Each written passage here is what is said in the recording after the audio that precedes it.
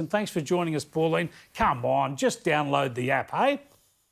Oh, Chris, you're such a good boy that you've actually downloaded the app, and that's your choice to do it. My choice is I'm not going to do it. So anyway, do I trust the government? No, I don't. The horse is bolted, Chris.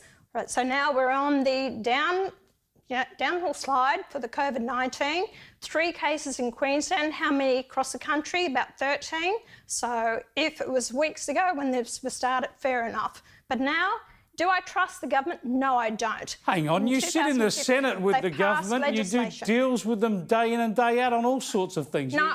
No, sorry, Chris, I don't do deals with them whatsoever. I put forward my views on their legislation, which they listen to what I have to say. I am not the government. I am on the crossbench, and I've voiced what a lot of people of Australia want their representatives to say on the floor of Parliament. So I'm not the government. I'm not saying you're the government. I'm saying you deal with the government daily. It's your job. But the problem here is you're saying you don't trust the government with an app. What are you worried that government's going to find out about you? But what are you worried when it comes to this app?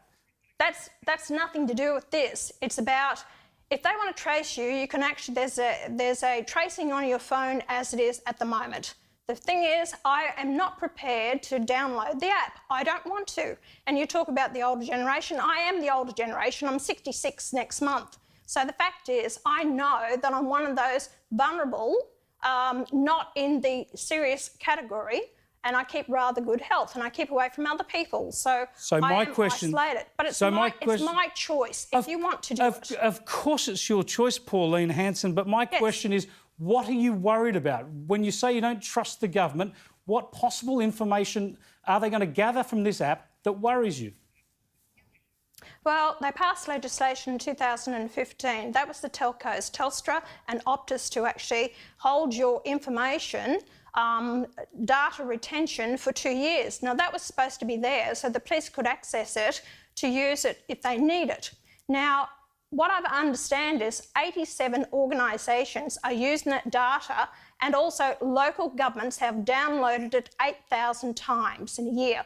Now, why is that? That legislation was passed purely for the police to use, but that data is being used by other agencies and local governments. I don't know what for.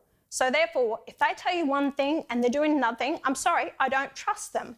And it's my choice, and I'm not going to. I'm not downloading the app. You've made it clear you don't trust them, but what is it you fear from this app? Well, how do I know? Look, in Queensland now, Anastasia Palaszczuk is saying, OK, you can't travel any more than 50 kilometres. What a load of bloody hogwash that I've heard in all my life is that what about people in rural and regional areas? It takes them a lot longer further than 50 kilometres to go and do their shopping. So it's ridiculous. Well, if they start tracking you down for travelling, if they start hassling you about travelling too far because of this app, which I think is highly unlikely, then you just download the app or come on here and we'll talk about it, what an outrage it is. But everything in life is about costs and benefits, isn't it? Now, we all know we don't like to give up any privacy, and you're right, there's a small risk here of some infringement on our privacy because it's a government app. But the benefit here is a benefit for the whole country as well as the person with the app, that is being able to trace people so we can get the country back moving again, knowing that if there is an outbreak, we can trace people quickly. Isn't the benefit here worth any little risk? Chris, this app is not going to get the country moving again. Until the rest of the world is over the COVID-19, that we open up the international flights. Until that time, you will not have people travelling to this country. I'm talking about behind our borders. I'm talking about... Yeah, we can rid the COVID-19. We've got 3 cases that have been detected in Queensland. You've only got in your teens that are detected nationwide. So basically, we are pretty much over the COVID-19. Well, so what is the problem? The only problem it can get here, if people coming in from overseas into Australia, that you could have it blow up again. Let's just unpack this a little bit because there's a lot there. Firstly, I'm assuming we keep our international borders secure for now. I'm talking about opening up the country behind secure international borders. Secondly, it's irresponsible to say we've got this problem is dealt with now because we've got these numbers of infections down with some pretty draconian measures across the country. Now, the point is, if you want to open up workplaces again, if you want to start sporting competitions up again, if you want to get people to be able to go back to restaurants and bars, you need to be able to track down the infections that inevitably will occur. And this app gives us that added weapon to track infections when they occur. Therefore, it helps us open up businesses, save people's jobs and employment and businesses, surely. That may be the case. And if people, you said 1 million people have actually downloaded the app. That's fair enough. But even the numbers in Singapore, the people in Singapore, what is it, only 14 or maybe 20% max have actually got the app on their phone. So a lot of people are dubious about downloading this app. Well, exactly. Those people. I know that. Barnaby Joyce is another one. Barnaby said exactly the same. He doesn't trust the government, and he's been Deputy Prime Minister. And he's part of the government. Figure. But this is the reason I'm talking to you about this. That's right. We know it's an individual choice. My point is that this will work best for the country, not for the government, but work best for individuals in this country. If a lot of people do sign up, and you're a person with a strong profile, a lot of following, and I'm trying to have this exchange with you to find out why you wouldn't do this, why you don't think the small risk might be worth the benefit. I'm not interested. Not interested. I won't be downloading it. I download it, and I gave my information for health records. I've got no problems with that. But I'm not going to download the app. And I don't... if people want to do it, it's your choice. Everyone has a choice in life. You make that choice that best suits you, that you think it's right. I just feel that... They sure do. And all this, I think it's gone to... like I said, I think the horse is bolted.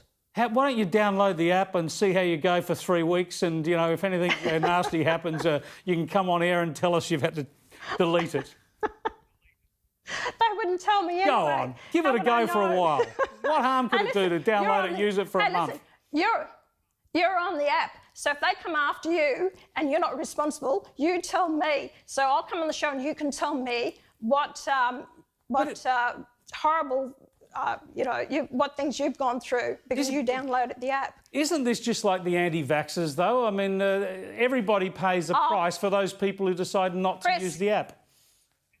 Chris, don't head down that bloody path with me, will you please? It's choice. Whether you want to have the app or... You can say that about anti-vaxxers. Anti-vaxxers and all the rest of it. You can say that about people who don't want to vaccinate their kids. It's their choice, right? Everyone has a choice in life. Yes, Pauline, but everybody could say that they have the choice not to vaccinate their kids, but everybody in their community then pays a price for that. No, they don't have the choice there. So anyway, they don't have the choice.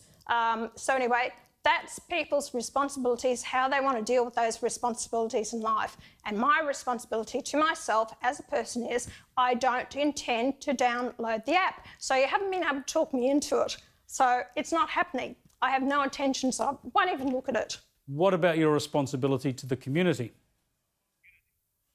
I have a big responsibility to the community.